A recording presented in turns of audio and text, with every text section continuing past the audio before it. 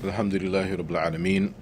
Wa sallallahu wa sallam ala Nabiyyina Muhammad wa ala alihi wa ashabihi ajma'een. Amma ba'd. We greet you all with the greeting of Islam and we say to you all, Assalamu alaikum wa rahmatullahi wa barakatuh.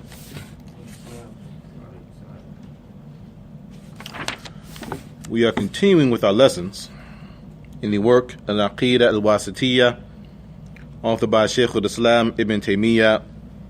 May Allah the Exalted bestow expansive mercy upon his soul. Who can inform us of the verse that we left off with? Barakallahu feekum.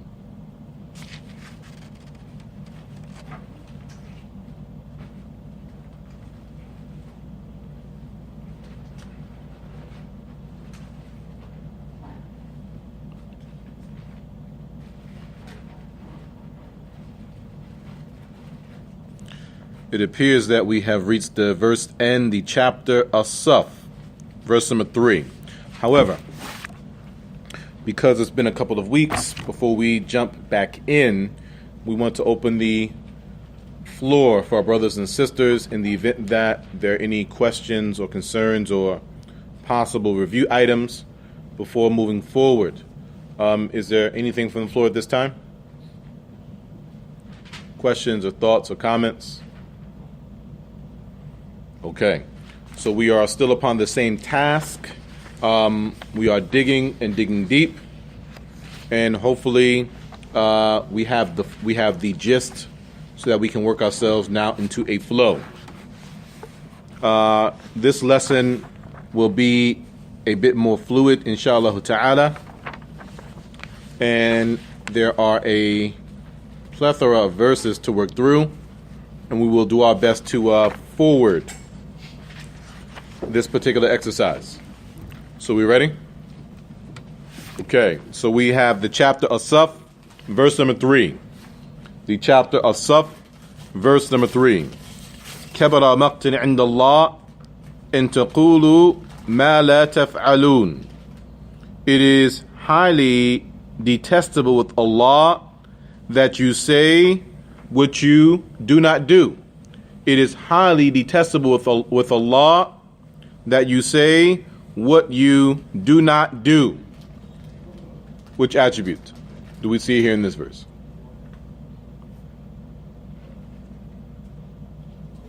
It is highly detestable with Allah that you say what you do not do.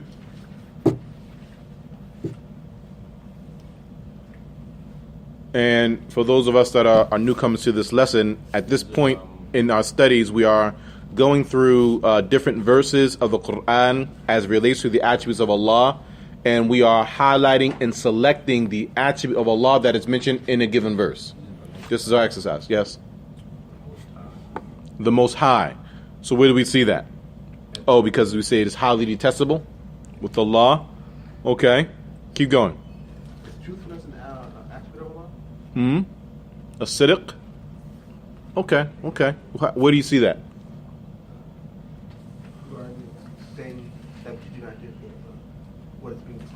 Okay, good. That you say what you do not do. You, there's a reference to who?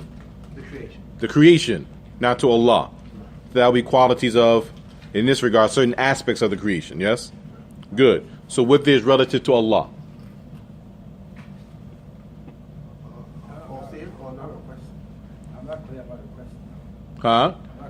So what we're doing is we are reading verses from the perspective of Allah's attributes. So every verse we're trying to select what attributes of Allah are mentioned in the verse. Right? That's what we're doing. So we're focused on the attributes of Allah that are mentioned in the verse.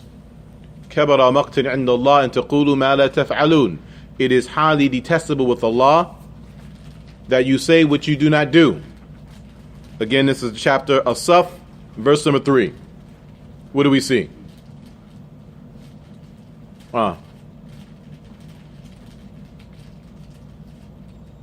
Okay, it's been a couple weeks, right? Okay, so we'll offer this one. So this one will have to fall under displeasure, the displeasure of Allah, because it's saying that it is highly detestable with Allah, meaning Allah doesn't like this. Allah does not like when you say things that you don't do. Yes? So this is showing Allah's displeasure. We move on to al-Baqarah. Name or Attribute. Attribute. Like the question you just asked, right? I mean, can I say, not being like being a hypocrite? I mean, not practicing what you preach, or I'm not really clear understanding.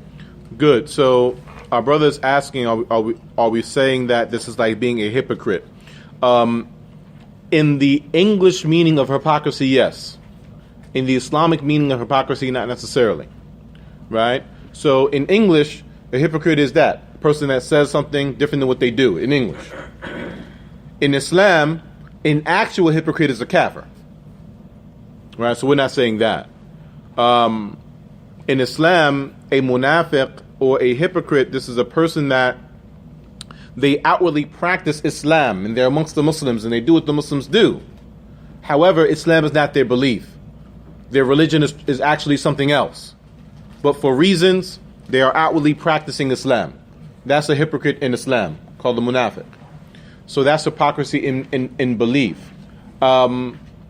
People that are like this, that are hypocrites in Islam, they typically will end up displaying certain characteristics that are mentioned throughout the Quran and the Sunnah. Now, while they may display certain characteristics as commonplace characteristics, when they speak, they lie, when they argue in a despicable manner, they make a promise, they break it, they enter into a trust, they don't uphold the trust, thus and so. This does not negate the fact that there may be Muslims that happen to have those same characteristics. So the Muslims that have those same characteristics, they're not munafiqs, they're not hypocrites in Islam. However, they have the characteristics, the actions of people that are hypocrites. Does that make sense? But this is just speaking to the verse itself.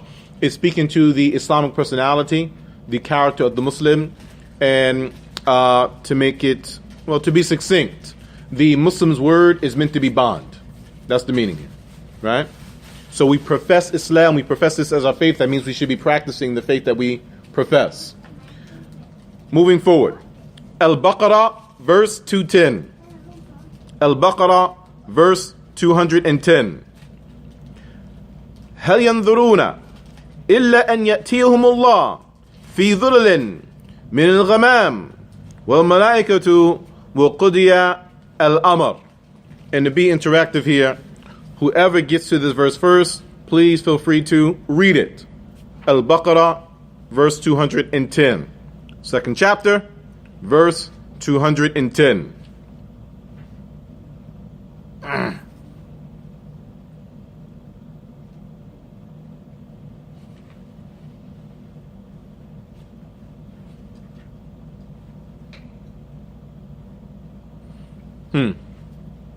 Who has it?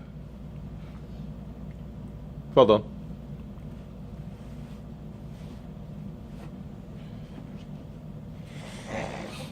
We're flipping pages, both physical and digital. Alhamdulillah. Anyone?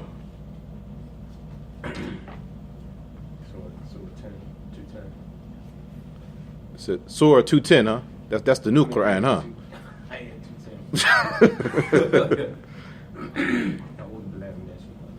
Go ahead. Do they then wait for anything other than that Allah should come to them in the shadows of the clouds and the angels?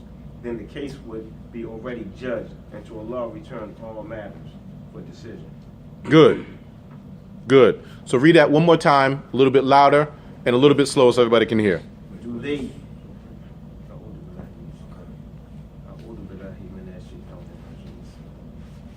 Do they then wait for anything other than that Allah should come to them in the shadows of the clouds and the angels? Then the case would be already judged, and to Allah return all matters for decision. Good. This one may be a bit more challenging because this is not a common attribute that we speak about. Nevertheless, it's right in front of us. Which attribute of Allah do we see in this particular verse? 210 in al-Baqarah. Verse 210 in al-Baqarah. Right? Not chapter 210, right? Well, one more time. Sheikh Idris. Do they then wait for anything other than that Allah should come to them in the shadows of the clouds and the angels? Then the case would be already judged, and to Allah return all matters for decision. What attribute do we see there? Yes. That's a trick question. Judge? Not a trick question. There's an attribute of Allah in the verse. He's the judge. He's the ruler of all things. Return all matters. You want to hear it? You say he's a judge, he's a matter in all things. Yes. Okay, we can say that one. His judgment. Okay. Allah is ad-Dayyan, al-Qadi, he is the judge, al-Hakim. Yes. That is true. Go ahead. Allah be an attribute? Would Allah itself be an attribute? Okay. Well, let's explore that then. Allah's name Allah, is that an attribute of Allah? No. Ibrahim says no. Yes. Sheikh Idris says yes. The Jabal says yes. Fahim says yes. Okay, let's take that a step further. Which attribute of Allah is in Allah's name Allah? Godship. Ilahiyya. It's actually in Surah al-Fatiha too. Okay, good. Good. One. Okay, good. So, in meaning what you're saying is right, but we'll just do it the right way to be more academic, yes? So, Allah's name Allah is not an attribute of His, it's a name of His. Yes?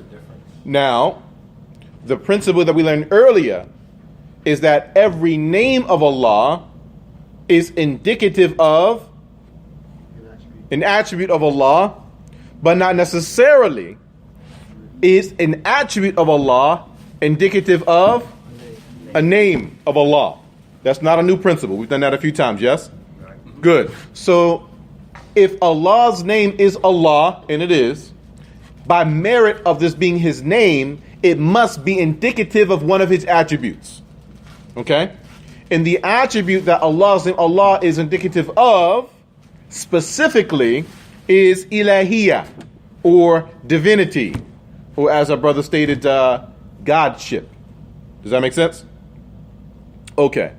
Of course, from a theological standpoint, from the standpoint of Aqeedah, we can branch that out further with that name, particularly Allah, because it is His greatest name, and it indicates all of His names, and all of His names are included inside of that name. And because it is His greatest name, it is not appropriate that any other name precedes it. This is why, quite frequently, we see the mention of this name before other names are mentioned. For example, you will say, Bismillah, and then you will say, Ar-Rahman, Ar-Rahim. So you mention His greatest name, Allah, first.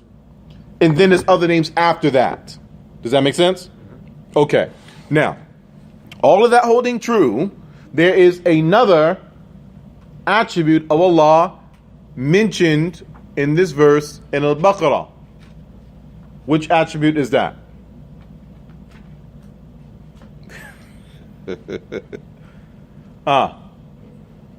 Descent. Descent. Okay. Where you getting that from? Because it says, Let's see if you're on the right street. Let me get the address. because it says, Allah will come to them Ah, in the shadows of the clouds and the angels. good. Allah will come to them. Yes? So this is a quality of Allah. This is an action of His. Allah will come to them, yes? Al-Majid, okay, is an attribute of Allah. Okay, coming, this is an attribute of Allah. To come, this is an attribute of Allah. As we stated, not frequently mentioned, but it is an attribute of Allah. Good. Now, while here, the connotation is that, in this particular verse, is that Allah is speaking about the dunya, the life of this world, and negating the fact that He will come in the life of this world.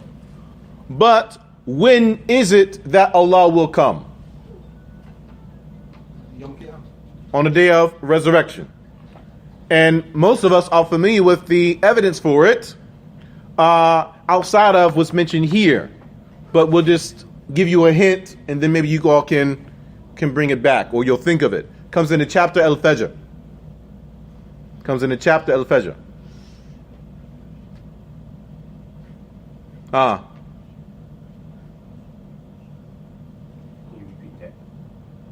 Good. So this verse proves the attribute of Allah that He will come. That it's an attribute of His coming. But what I'm saying is, everyone may not be familiar with the verses in al-Baqarah, but there is a chapter that most of us are familiar with, where it is mentioned. It comes in the chapter al-Fajr.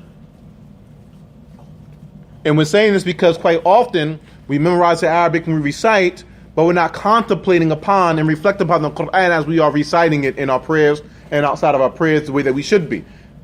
Many of the evidences for many things we have and we know, we just don't know that they're the evidences for it because we're not reflecting upon the Quran as we're reading and reciting it. Where? In al-Fajr. Right? Juz Amma. Right? The last part of the Quran. The final 30th of the Quran, yes? وَجَاءَ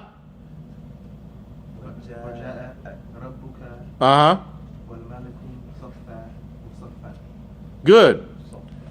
And your Lord will come with the angels rank upon rank. When? When? What's the context of the verse? That day is hell. What day is that? The day man will remember. The day, okay. What day is that? Yom al-Qiyamah, the day of resurrection. Okay? So many of these things, you know the evidence is for them already. We're just not used to interacting with the text in this type of a way. Does that make sense? And we're trying to teach ourselves how to engage the text in a fashion that will be more beneficial to our spirituality. That is the exercise here. Does that make sense? Okay. Moving forward. The next verse is in the chapter An'am, verse 158. The chapter An'am, verse 158. هل ينظرون إلا أن تأتيهم الملائكة أو يأتي ربك أو يأتي بعض آيات ربك يوم يأتي بعض آيات ربك. Again, An'am, verse 158. The chapter An'am, verse 158. Whoever gets there first, feel free to read it. The chapter An'am, verse 158.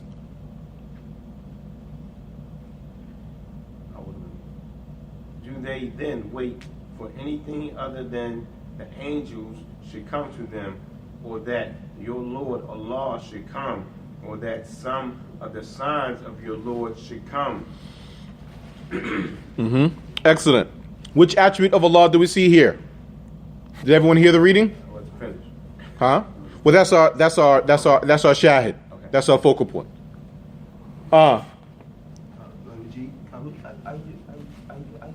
158. Good. This is the same attribute of Allah, which is His coming. And when will this occur? On the day of resurrection. So far, so good? An'am 158. An'am 158. So Allah is affirming for himself the attribute of coming. Now, we're going to take a step further. We're going to take 2 steps. Here's the first step. This sifa of Allah is ikhtiyariyah. This attribute of Allah is by choice. This attribute of Allah is by choice. So this is a quality of His that He effectuates whenever He wills, however He wills, to whatever extent that He wills. Does that make sense? So He does so whenever He so chooses to. In this instance, it's on the day of resurrection.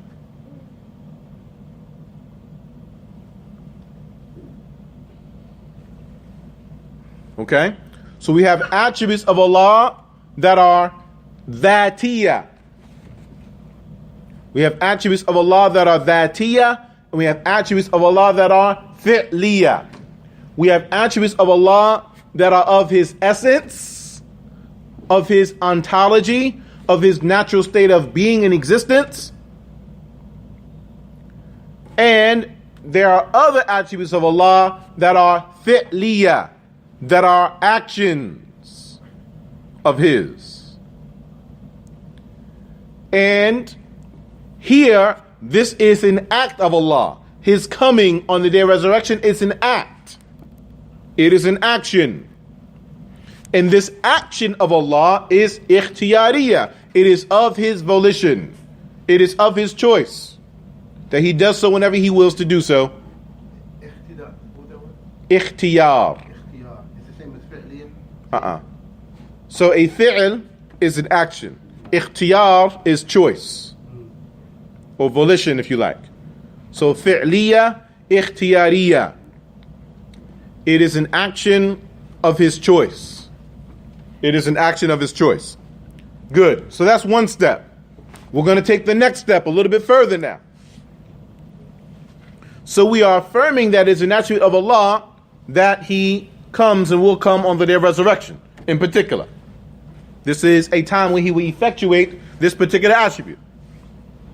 Now, along with this, in this verse, there is something else that has the attribute of coming in this verse. What has that attribute other than Allah in this verse? The angels. The angels.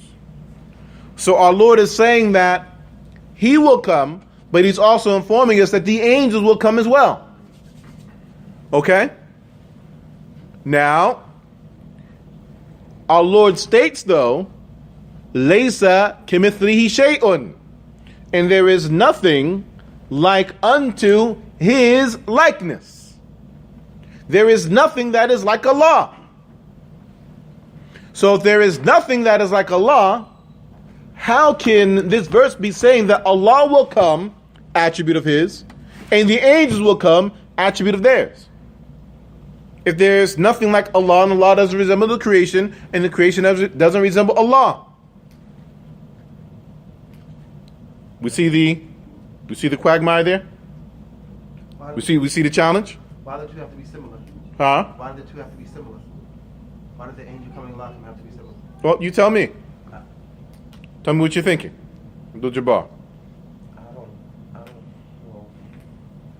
this verse and the verse you say from Surah Al-Fajr, they pretty much the same, right? Yes. So fast, well, I don't think that they're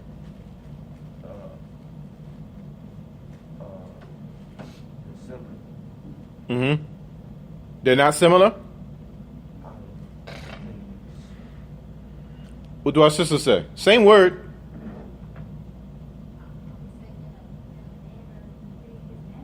In a manner befitting His majesty. So it's not the same, it's different? It's different. What? Is descendant? Okay, good. Go ahead. Descendant? Somebody's descendant? His descension Yeah. is an attribute, yes, but here it's not saying descension, it's saying His coming. But descension is another attribute of his, yes. But we can't say how he, as the sister said, we can't imagine that. We know he's coming. He says he's coming, but Mm-hmm. it's only in a manner that suits him. We don't know how Uh. or the form that's going to be. Okay, Sheikh Sharif. The angels will come first. Mm. Let's say they come and let's lay the groundwork Mm. of his coming Mm-hmm. before he appears. Mm-hmm. Okay.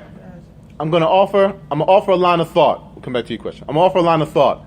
You tell me this line of thought is correct or incorrect in order to rationalize this particular challenge, this problem. Okay? The problem is our Lord has an attribute that he's affirming for himself, and he's affirming the same attribute for his creation. Okay? Now, here's the line of thought. I need you to explain to me why it is either correct or incorrect. Our Lord is not like the creation, like our sister mentioned, yes?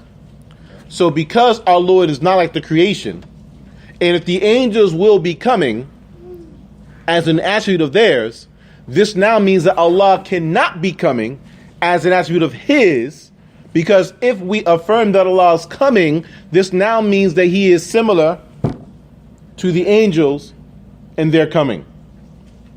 No. So therefore we can't affirm that meaning, even if we affirm the word. And we would have to apply a different meaning to the word in order to negate resembling Allah to the creation. That line of thought, correct, incorrect, and why? Incorrect. Ibrahim says incorrect. What the rest of us say? I think it's correct. Sheikh Sharif says correct. Abdul Jabbar says correct. So, Sheikh Idris says correct. It's about to get interesting. Okay, go ahead. What do you say? Because there's a hadith where they say that the angels will be carrying Allah's throne, and well, I mean, right, what about the angel that descended that We comes down? talking about different angels now, because you got the Mm. angels of the throne, and this is talking about the angels in general. That's true.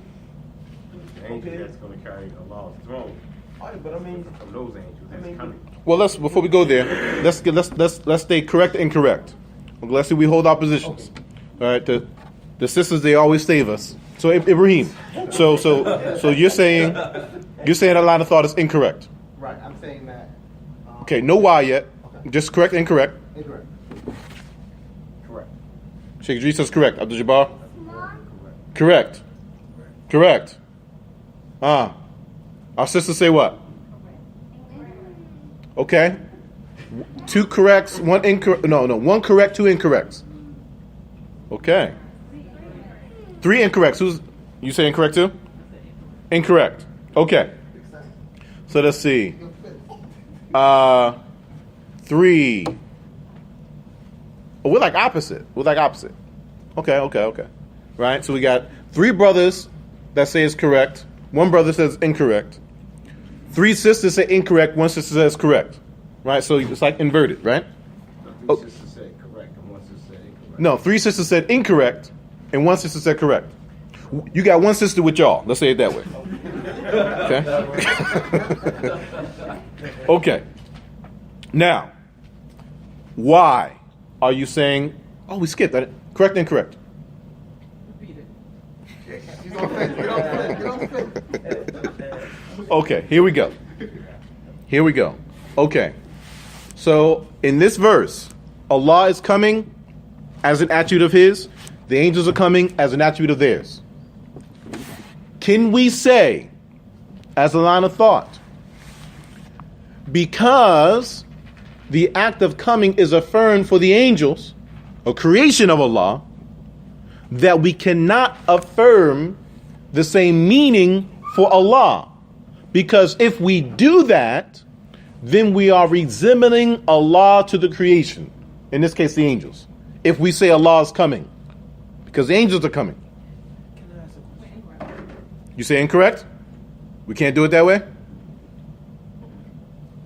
Okay. Can I ask a question? Huh? Because I condemn the angels or their Lord. Why does it like wouldn't say and their Lord if it was like But there are aspects of what I explained right now. Okay, we're coming.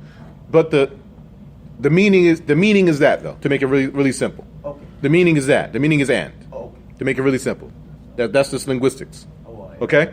And balagha and such. Eloquence of speech and such. Okay, good. Now, let's go to the whys. We're going to go down our line. So, Ibrahim, why? And everybody be kind of brief when you explain. So So, you're saying incorrect. Incorrect. Why?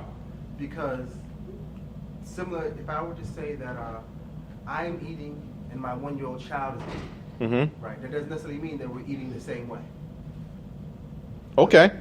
Okay, so if you're eating and your child is eating, Right. right, it doesn't mean necessarily eating the same way. Right. They may not be similar at all. They may not be similar at all. Right. Right. So the meaning could be different. Okay. Okay. I like Or the the how. I like the reason, but then that would make me think how many different ways are there to eat? But okay, we're gonna go with that though. We're gonna ride with you. Okay. Sheikh Idris, you're saying correct because? I'm saying correct because Allah is saying that they are coming, Uh-huh. but we just don't know how they're going to come. And Uh-huh. we know that the limitation of what Allah has given us as far as knowledge, that we have to just accept that He is coming and they are coming. Mm-hmm. We know that the fashion isn't going to be the same because Allah isn't the same as His creation. Mm-hmm. So the word coming, we have to take it as its face value, that they're coming. I just can't explain to you all. So you're saying the line of thought I presented is incorrect. Yeah. You're agreeing with Ibrahim now. Yeah. said correct. He said Said correct, correct, yeah. but in his explanation, he's meaning incorrect. Yeah. In his explanation, because we're saying you would have to then negate that meaning from Allah and say Allah's not coming. Right. Because the angels are coming and they're created, that means Allah is not coming. No, I'm with it. I'm incorrect. I'm with you. Abdul Jabbar. Team.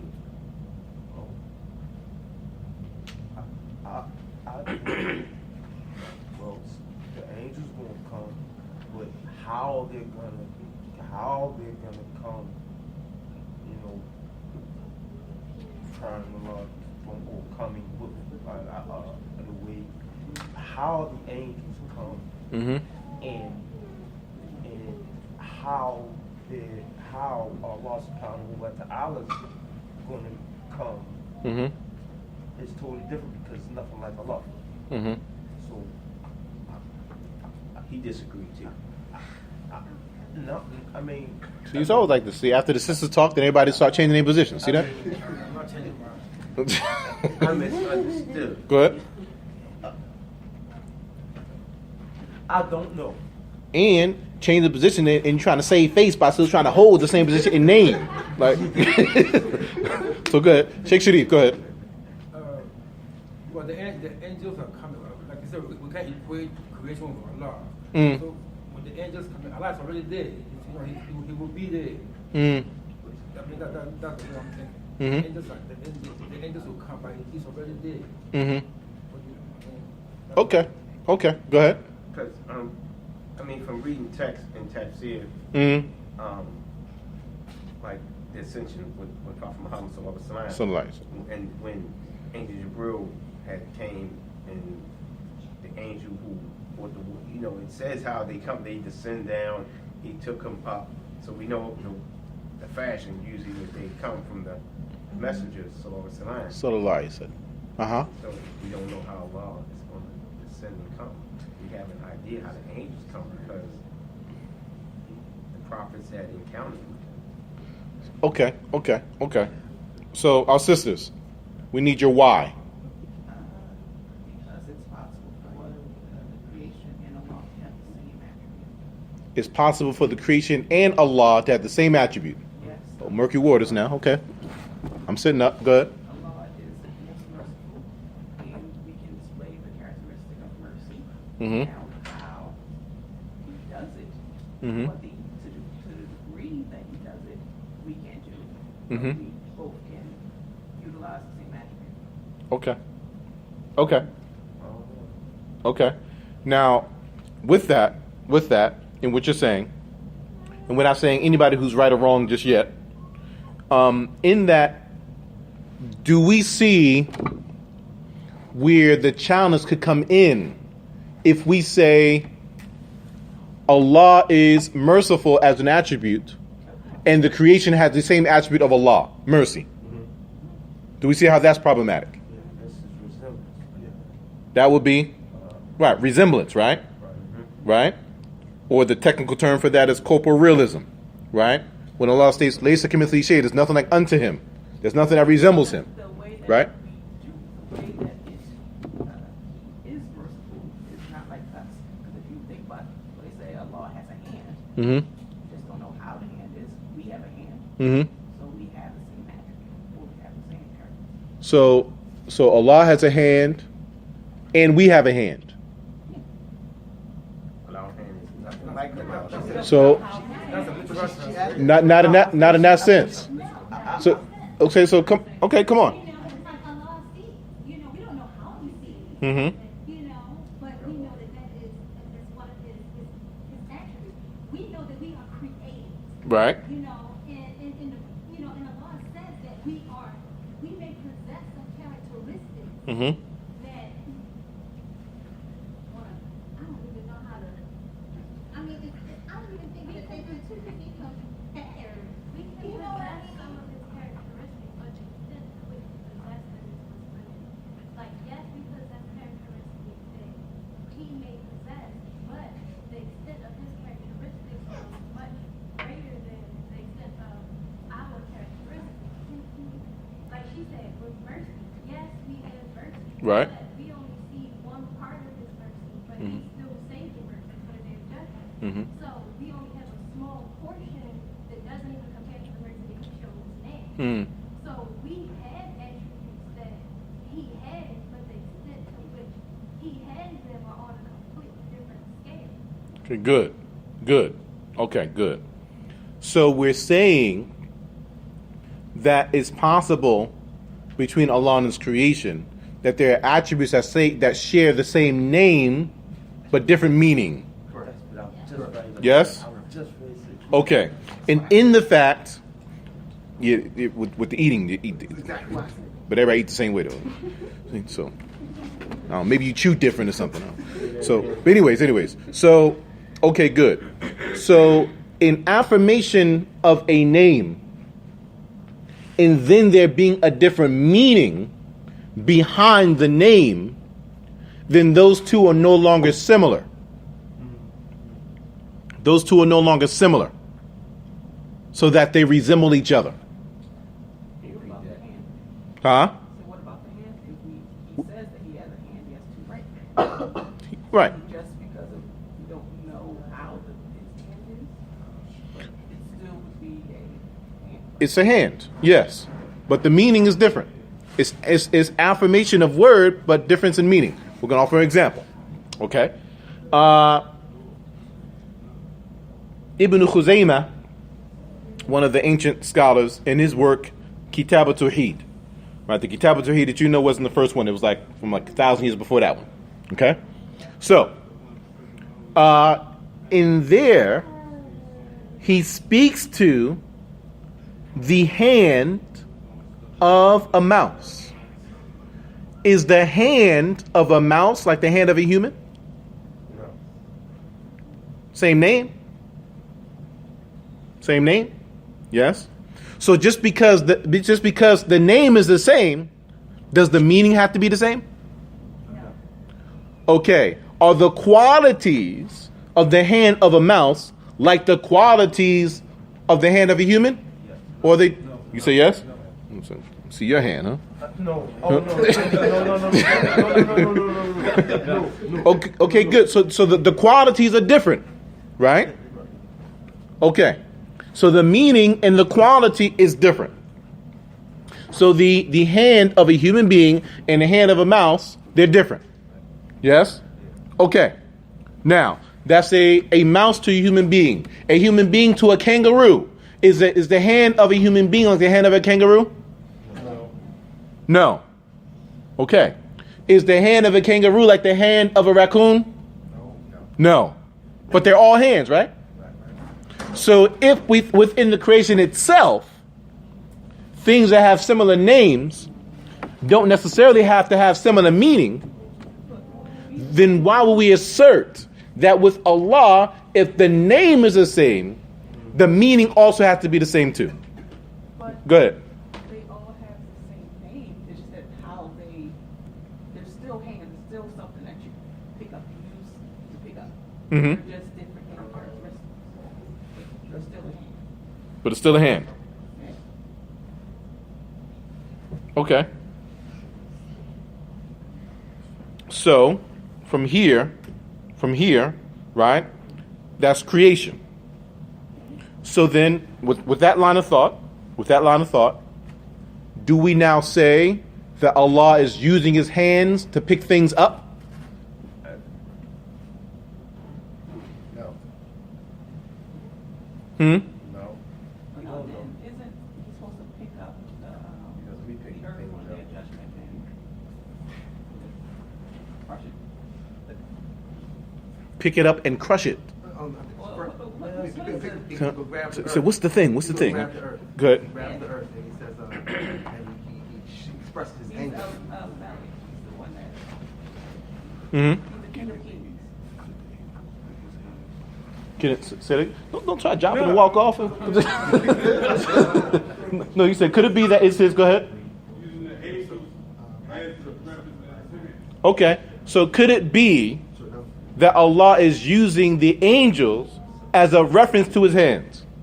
Yeah. Right? And actually what our brother is saying is the line of thought that I'm presenting to you all as right or wrong. That's it. Right? In order to solve that problem. Right? Because the problem is resemblance. So to get away from the problem of resembling Allah to the creation, can we give a different meaning to the attribute? Or do we maintain this apparent meaning? No, I still see yes. Can the meaning gotta change? The same meaning? If you say it's the same meaning, then it's being used the same way. Attributes that he says is. See, we on one track. See, now we're wavering now. See that?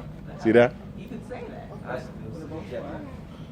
But the foundation is that we're different than nothing. The foundation is we're different than the creation. He is different than us. The foundation is that we're different than the creation and creates different from us. So that Allah is different than His creation. Nothing that was like that. Okay, the foundation is that Allah is different from the creation. Does everyone agree to that? That Allah is different from the creation? Yes. Does everyone agree to that? Okay. If everyone agrees to that, then how are we saying it's the same? Because Allah says there is nothing like Him. He says that there's nothing like Him. Good. So different. Keep going. Different. Different, definitely different, but it's nothing like Him. I don't know, that's weighty. It is weighty. Because I guess we limited even in our, just like when we talk about, one of the things that scares me is that, Mm. like when we talk about Allah having a hand, Mm-hmm. and the image of a pure hand, Mhm. has a tendency to come to mind. Mm. You know, and even in the way we will, like Allah says He's going to grab it. Mhm. Even the gestures that you use, Mhm. you know, Mhm. to describe, but Allah says that it's nothing like Him. Correct. So it's like, I think it's on a scale that we can't even imagine, we can't comprehend. It's beyond our comprehension. Now, I think that as we have to accept something, Correct. you know, I think we just have to accept that. Mm-hmm. You know, I think that this goes with faith and you know, just having faith in those unknown things. Right. You know, so Mhm. I don't know. To me, there is no comparison. There's no comparison. Okay, good. What you're all saying now is actually right. I'm just making sure that you're affirming your understanding of what you're saying. Okay? and I want to show something else, and what I want to show is exactly what you said. So when you're expressing Allah's hand, right, and then you say you think about that, but then the human hand comes to mind, right? That is where we stop, because when it comes to the kayfiyah of Allah, his howness, his modality, how he does what he does, or what and how he looks like, how he's fashioned, that's beyond our comprehension at this point, right? That part is, we can't fathom that. So we affirm what he has told us about himself, and we know we'll believe whatever he tells us about himself. But how he does that, we don't enter into that. Because once you enter into that, you will then by default go beyond the ability of your human brain to comprehend, and you will deviate. So we don't enter into the how when it comes to Allah's attributes. For example, Sheikh Idris mentioned descension. So Allah descends. He says he descends, we accept that. How he descends, we can't enter into that. Why can we not enter into that? Because you start having doubt.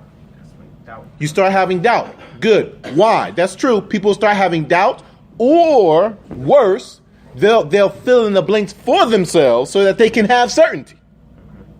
Right? Which is worse. But why is that?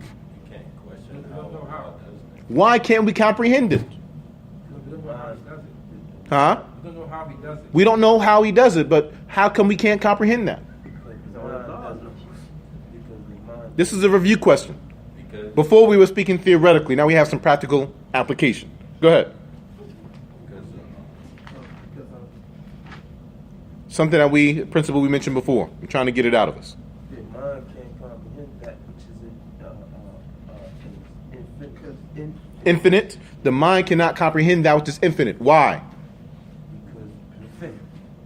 Because we're finite. It's a principle. Anyone recall it?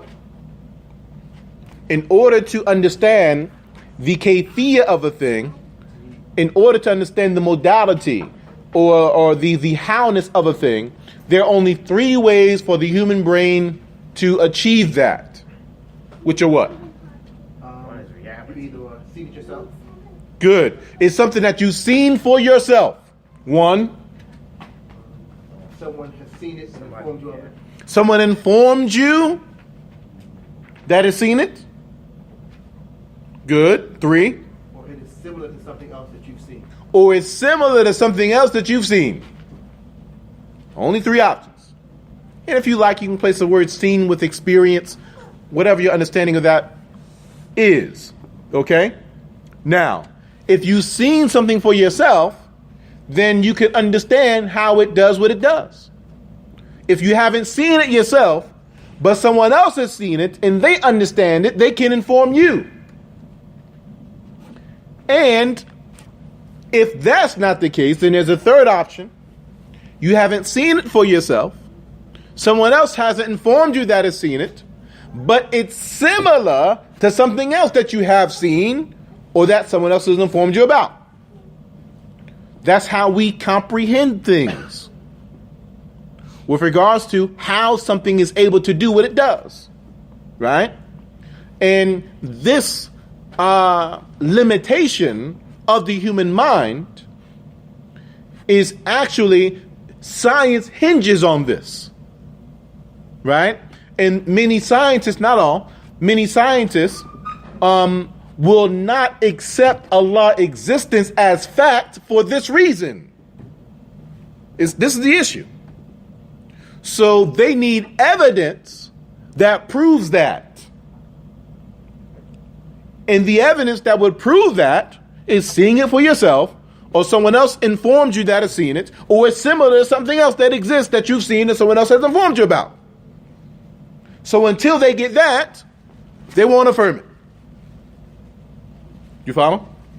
And this is how they prove all the things that they prove in science. Right? The scientific method. This is the basis. This is what that is. right? And they may even go further because of the fact that we premise that on our five senses. But scientists understand that even the five senses have faults, have faults. So they will try to utilize other measures and or other tools to make up for the deficiency within the five senses. That's why they're using math, right? That's why they're using telescopes and microscopes. That's why they're using those things, because of the limitations of the five senses in order to prove what they can see or what's similar to something else that they know. Does that make sense? Okay. Now, when it comes to Allah, who from us has seen what Allah does so that we can say Allah's done it like this? This is how he does it. This is how he descends. This is how he comes. This is how his hand is. Who's seen Allah's hand? You seen it? Yesterday? You see it today? No. Okay. Who else has seen Allah's hand and then told you about how Allah's hand is so that you can describe it and know how Allah does whatever he does with his hand? You got somebody? No. Okay. What is Allah's hand similar to so that we can say his hand is like this hand, so this is how he does what he does with his hand? Laysa kamithlihi shay. There's nothing like unto his likeness. Can't resemble him to anything. So then we're out of options to fully fathom how he's able to do what he does. So then we accept the limitations of our minds and we don't ask how when it comes to Allah's attributes. Does that line of thought make sense? So one, we are saying that when it comes to Allah's attributes, we affirm the word and the meaning upon their apparent meaning. So if Allah says he has a yed, if he says he has a hand, we affirm the word yed, the word hand, and the apparent meaning of hand. We affirm that because that's what he said. As for how that hand is, we don't enter into. Is there a kayfiyah? Is there a fashion? Is there a modality? Is there a howness? Yes, there is one. We just don't know what it is and have the ability to comprehend it. So we return that knowledge back to Allah. Why? Because upon principle, we only know about Allah what he has informed us of. And we do not know about Allah what he has not informed us of. Does that make sense? Our only way to truly know and understand Allah is what he told us about himself. We have revelation for that. We have Quran, we have Sunnah. We have verses, we have ahadith. This is Allah telling us about himself. If it's outside of that, then it's not Allah telling us about himself. We don't have a measure or way to understand that. So we halt. Does that make sense? Okay. I have a question. Yes. Concerning Allah's hand, like, can we say it's a metaphor? No. Okay. No. We can't say it's a metaphor for reasons. If Allah says he has a hand, who are we to say he doesn't?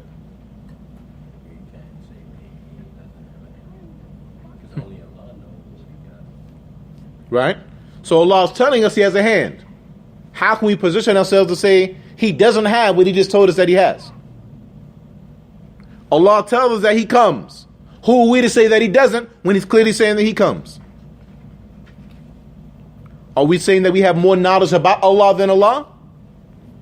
These are not positions we want to place ourselves in. So we submit to the text. We submit to what Allah has told us about himself. If he says he comes, then it's an actual, realistic coming. That will happen. If he says he has a hand, it's an actual, real hand. And we accept that. Does that make sense? It's principle. Right? We mentioned the principles in theory, but now we want to make sure we know how to practice these particular principles. And these principles will ride out, or they will apply throughout the remainder of its attributes that we have knowledge of. So we're utilizing these as examples. You follow? as examples so that we don't become confused later on. The examples, the principles will apply to all other attributes of Allah. Okay, finishing up before we close.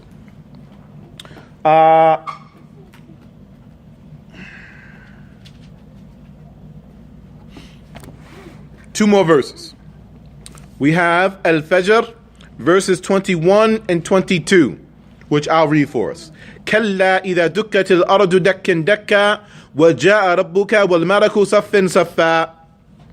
Nay, and when the earth will quake with a quaking, and your Lord will come with the angels rank upon rank, and your Lord will come. That's the focal point there. That's our shahid, is a term. Okay? That your Lord will come, an attribute of Allah. The chapter Al-Furqan, verse 25. Al-Furqan, verse 25. This one was Majid again, coming? Huh? The Fajr that was coming again? Yes, Al-Majid. Right, coming. Yes. Al-Furqan, verse 25. وَيَوْمَ تشقق السماء بالغمام ونزل الملائكة تنزيلا. On the day when the heavens will be split in the clouds and the angels will be caused to descend. This is also describing more loosely the events of the day of resurrection and indirectly the coming of Allah. The next set of verses that we're going to enter into, they're going to speak to another quality of Allah, and it is a sifa dhatiyah. It is a quality of Allah's essence, and it is the face of Allah. The face of Allah. And we also want to make sure that we are distinguishing well between the types of attributes of Allah, between those attributes that are of His essence and those attributes that are of His actions. There are base characteristics of Allah, and then there are actions of Allah. So, for example, the hand of Allah is a sifa dhatiyah. This is an attribute of his essence, of His state of being. Likewise, His face. Whereas His coming, for example, or His anger, for example, these are attributes that are sifat fi'liyah. These are attributes that are of His actions. And they are also ikhtiyariyah, that He effectuates them however and whenever He so wills. Now, if we understand that, if we understand that, Ar-Rahman and Ar-Rahim, an attribute of His essence or an attribute of His action. Ar-Rahman, which one? The all-merciful, His essence. His essence. Good. So in His natural state of being, He's a Lord that is merciful. Good. Ar-Rahim. Action. So now this is the act of Allah whenever He chooses to bestow His mercy upon the creation. And this is the difference between the meanings between Ar-Rahman and Ar-Rahim.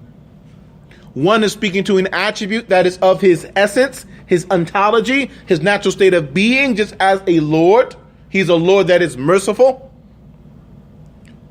And Ar-Rahim is speaking about the action when He chooses to effectuate that mercy. You see the difference? Likewise, throughout all of Allah's attributes, there will be attributes that are of His essence, and there will be attributes that are of His action. Does this make sense? Go. هذا والله أعلم صلى الله على محمد. Questions?